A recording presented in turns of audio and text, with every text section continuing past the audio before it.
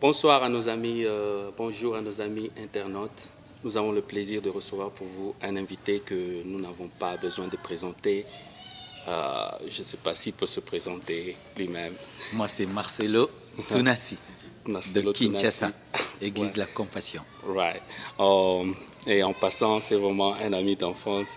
Oui, Nous oui. avons connu le Seigneur dans la jeunesse. Oui. On a fait beaucoup de choses ensemble. Personnellement, je suis très content de le revoir encore aux États-Unis après autant d'années. 16 ans. Et, et là, je me rappelle encore, mon frère et pasteur était jeune. Il n'avait même pas de cheveux. Quand je l'ai vu, alors, et il était mince. Maintenant, avec le temps qui est passé et par la grâce de Dieu, alors comment vous vous portez? Comment était le voyage? C'était fatigant, c'était long, mais nous allons bien. Le décalage horaire nous a un peu dérangé, mais j'ai pu m'adapter maintenant, ça va. Et comment ça va la santé de la famille, à l'église? L'église se porte bien, nous sommes en train de vivre vraiment une grande croissance spirituelle et numérique.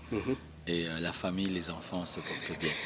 Tu en as combien maintenant? J'en ai 3. 3. Oracle, Shukrani et Shifra.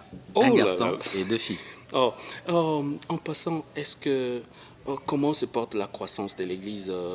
Vous atteignez quel nombre aujourd'hui? Maintenant, nous avons atteint 3500 membres. Wow. C'est vraiment un miracle de Dieu en 5 ans parce que nous avons travaillé à Lemba pendant 11 ans. Et puis le Seigneur m'avait dit de déménager pour l'imiter. On a recommencé et Dieu a fait un miracle. En 5 ans, l'Église a atteint 3500 membres. Vraiment, Wow. c'est inexplicable. Il y a un témoignage à propos de cette croissance-là. Je crois le fait d'obéir à Dieu, de quitter un endroit pour un autre, comme Abraham avait quitté sa patrie. Le fait aussi d'obéir à la voix de l'Esprit. Mais si vraiment je peux dire, c'est vraiment la grâce de Dieu.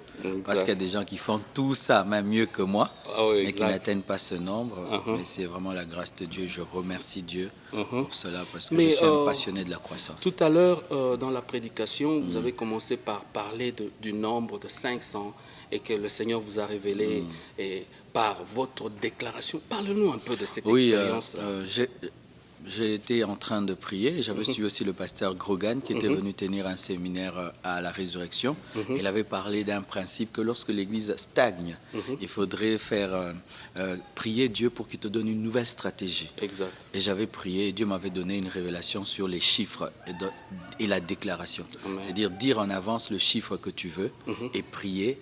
Et cela va arriver. Et c'est ainsi que j'avais déclaré que nous serons à 2000 à la fin de l'année. Et l'Église a atteint 2000. Exact. Et j'ai encore déclaré qu'elle va atteindre 4000. Maintenant, elle a atteint 3500. D'ici là, avant la fin de l'année, on va dépasser 4000 membres. Amen. Vous voyez, il est important qu'un homme de Dieu comprenne quelle est la puissance qu'il y a derrière la parole. La parole, oui. Parce que même la Bible nous enseigne que tout a existé, tout existe par la parole. Ouais. Lorsque Dieu créa le monde, il a prononcé la parole. Ouais. Et en passant, nous savons aussi que nous sommes ses enfants. Et ce qui est en Christ, il a transposé en nous. Donc tout ce qui est écrit, qui est proclamé dans la parole, nous concerne. Et si nous le mettons en pratique, il y a lieu de voir des résultats. Amen. Est-ce qu'il y a un petit conseil que tu peux donner à d'autres serviteurs? Oui, il ne faut jamais maudire l'Église. Dire cette Église ne grandit jamais. Ça ne va jamais grandir. Il ne faut jamais dire ces fidèles ne se convertissent jamais. Ils ne vont pas se convertir. Il ne faut jamais dire que les autres églises seront grandes, pas la tienne. Parce que quand nous avons quitté Lemba, nous sommes venus à l'imiter, les gens m'ont dit « Marcelo, tu viens implanter l'église parmi des grandes églises. » Il y avait l'église Chapelle de Vainqueur, l'église Bethel, Combat spirituel. Alors, j'étais comme une toute petite église parmi des grandes. Et le Seigneur m'a dit, ce sont des géants amis, pas des géants ennemis parce qu'ils servent le même Dieu que toi. Exact. Et cette terre est une terre de géants. Si on te plante dans une terre de géants, toi aussi tu seras un géant. Et j'ai dit, si l'Imité est une terre de géants, moi aussi je serai un géant. Et l'église a grandi. Et la présence de ces grandes églises n'a en rien dérangé notre croissance. Amen. C'est que- Dans les airs, il y a de la place pour tout le monde. Il n'y a Exact. jamais d'embouteillage des oiseaux au ciel. Jamais les oiseaux ne s'entrechoquent. Si tu t'élèves en esprit, jamais tu ne connaîtras des embouteillages. Amen. C'est que on n'a pas besoin de la compétition. Pas dans de la compétition, de rivalité. Non. Imaginez comme Kinshasa, on est à plus de 6 millions. maison. Exact. Il n'y a pas une église même d'1 million de membres, ni Exact. de 100 000 membres. Pourquoi on va Exact. se chamailler? Exact. Les églises ont 5 000, 10 000, la plus grande. Ok. Il y a de l'espace pour tout le monde dans les hauteurs. Ok. On a souvent des problèmes parce qu'on est trop bas. Mais quand on s'élève, il n'y a pas d'embouteillage. Ah, ok. Il n'y a pas d'embouteillage dans la maison de Dieu parce qu'il y a de la place pour tout le monde. La moisson est grande. Donc, celui qui a reçu l'appel du Seigneur, il peut faire des exploits par rapport à son appel et par rapport à ce que le Seigneur lui a donné comme mission. Il faut seulement rester dans ton couloir. Tu vois les athlètes, chacun reste dans son couloir. Si tu es un, tu entres trois, tu vas cogner l'autre. Il faut rester dans ton couloir. Dieu te donne un message de sanctification, prêche la sainteté. Te donne un message sur l'adoration, reste dans l'adoration. Reste dans ton message. N'envie pas les autres, sois fidèle. Parce qu'en soi, le succès dans le ministère n'est pas le succès, c'est la fidélité. Amen.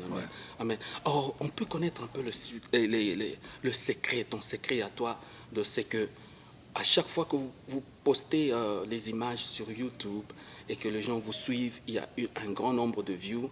Est-ce qu'il y a un secret derrière ça? Est-ce que Pasteur Marcelo veut garder ce secret pour lui-même ou il peut le partager avec tout le monde? Parce que il y a 20 ans, on n'avait pas toute cette technologie de l'Internet, des audiovisuels comme aujourd'hui.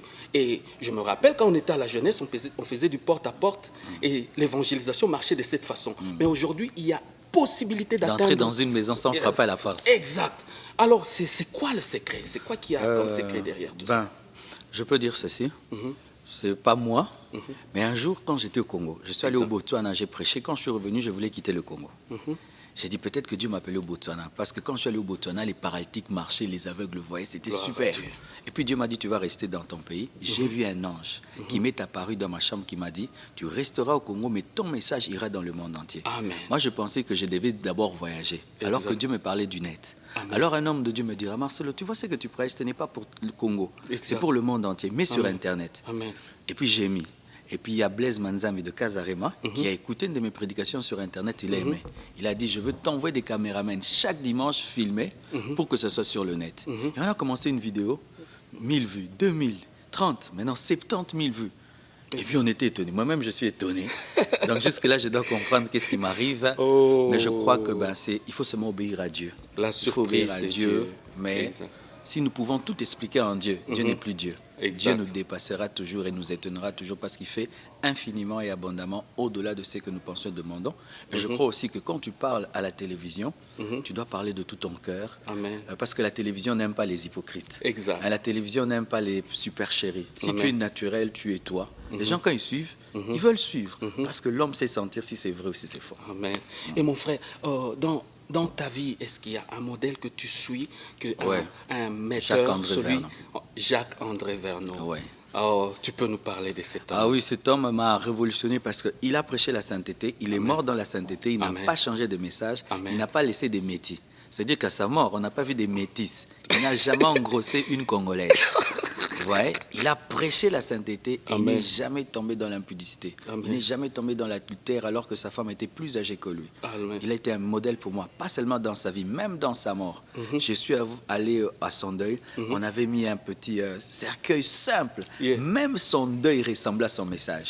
Allah, Vernon, m'a affecté. En tout cas, si on se rappelle bien, lui-même quand il prêchait et qu'il parlait de sa mort, il disait toujours, le jour où je mourrai, ne cherchez pas un cercueil mettez-moi dedans et fermez. Prenez du bois, tapez, amenez ça chez un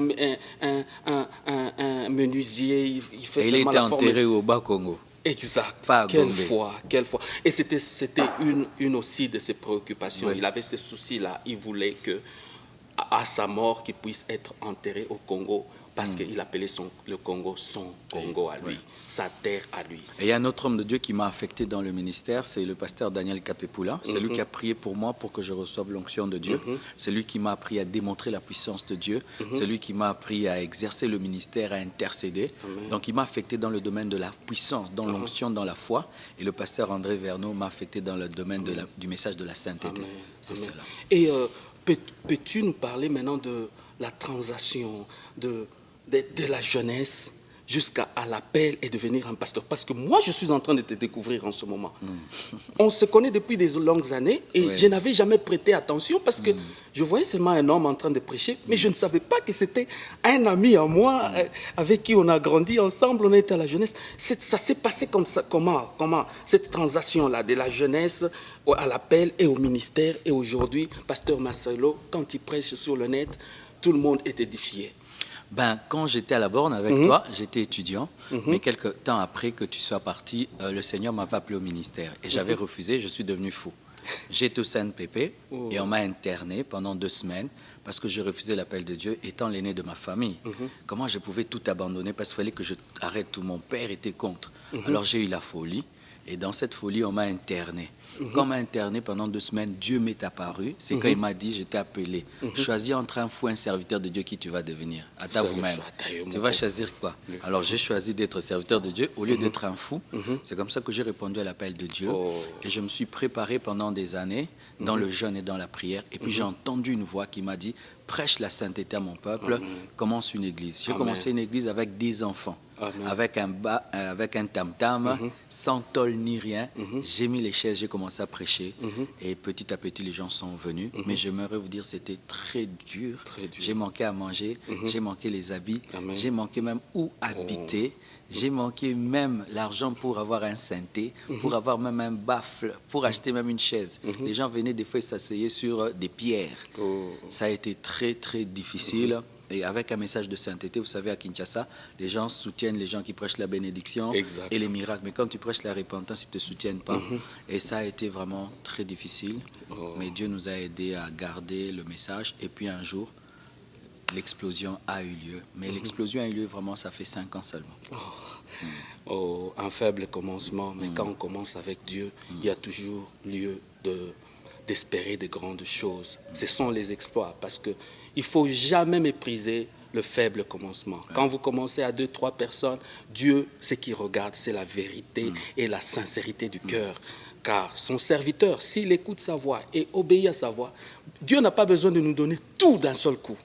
Il y a d'autres personnes qui ont reçu la grâce de commencer une église directement parce qu'ils étaient fils de pasteurs et ils avaient déjà un chemin déjà que leur père avait déjà tracé. Mais quand vous venez d'une famille où personne ne connaît le Seigneur, vous êtes peut-être le premier à le connaître, le Seigneur. Parce que je me rappelle aussi, dans notre jeunesse, et cette élite-là de jeunes, nous étions parmi les tout premiers jeunes à connaître le Seigneur. On s'appelait les TTS.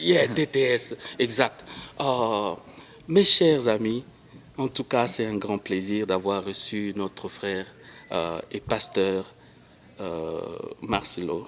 Mais moi, la chose qui m'a surpris, quand nous nous sommes rencontrés, après, toi tu m'as reconnu et moi j'étais dans les nuages. C'est quand tu as parlé, j'ai reconnu la voix et j'ai vu le visage et je me suis... Et c'est la chose qui m'a impressionné le plus, c'est que tu t'es même rappelé de la chanson. Oui. Ben, vous savez, dans la vie, il y a des gens qui nous marquent. Et dans ma jeunesse, tu étais parmi les jeunes qui nous marquaient parce que nous, on venait de Lemba. Toi, tu étais toujours bien habillé, bien sapé, tu dansais, tu aimais Dieu, tu chantais. Et en ces temps-là, les jeunes beaux, élégants ne servaient pas Dieu. Exact. Les gens pensaient que pour prier, il faut être vilain, pour prier, il faut être pauvre, pour prier, il faut être sale. Mais tu étais déjà un jeune qui était beau, élégant, mais qui aimait Dieu, qui dansait pour Dieu. Les jeunes qui te ressemblaient étaient dans la musique mondaine, mais toi tu servais Dieu, alors ça nous inspirait, ça nous encourageait. C'est cela. En tout cas, c'est un grand plaisir pour moi. Que Dieu te bénisse vraiment. Amen. Un petit message pour nos téléspectateurs, parce que nous n'allons pas terminer cette émission Full Impact sans que nous puissions faire un appel pour ceux qui ne connaissent pas encore le Seigneur. Le temps vous est donné, un petit message pour ces gens. Ouais, nous sommes dans l'émission Full Impact. Et beaucoup de gens, en ce temps de la fin, cherchent le full impact, avoir l'impact sur les autres. Mais la base de l'impact, c'est d'être impacté, car tu ne peux impacter sans être impacté. Si tu n'es pas crucifié, tu ne peux impacter les gens. Jésus-Christ qui a impacté le monde a accepté d'être crucifié. Amen. Je te prie d'accepter l'impact de la parole dans ta vie, l'impact de l'esprit dans ta vie. N'allez pas seulement à l'église, mais pratiquez la parole de Dieu. Ne vous dites pas seulement chrétien, mais laissez l'évangile vous pénétrer, vous transformer et vous aurez un impact, pas pour votre gloire, mais pour la gloire de Dieu. Amen. Si tu es loin de Dieu, il t'aime et il peut te pardonner si tu viens à lui. Et si tu t'es égaré, tu peux revenir même si tu es rétrograde. Et si tu es debout, Dieu peut te soutenir jusqu'au bout à ne jamais abandonner, malgré la pourriture du monde actuel. Ainsi, j'aimerais prier pour vous, pour ceux qui veulent recevoir Jésus, pour ceux qui veulent revenir à lui et pour ceux qui veulent rester debout. Seigneur, Dieu de gloire, merci pour cette émission Full Impact. Je demande, Père éternel, que tu sauves les âmes perdues. que tu puisses fortifier ceux qui t'ont abandonné et que tu puisses donner la force à ceux qui sont debout afin qu'ils ne puissent jamais regresser. Éternel Dieu, sois la solution au problème. Guéris ceux qui sont malades. Délivre les prisonniers. Donne la paix et la joie à ceux qui pleurent. Que ta présence au travers de cette caméra puisse remplir et inonder, Seigneur, les maisons, partout où on suit cette émission, Père éternel. Et je bénis cette émission, je bénis ce site au nom de Jésus-Christ. Amen. Amen.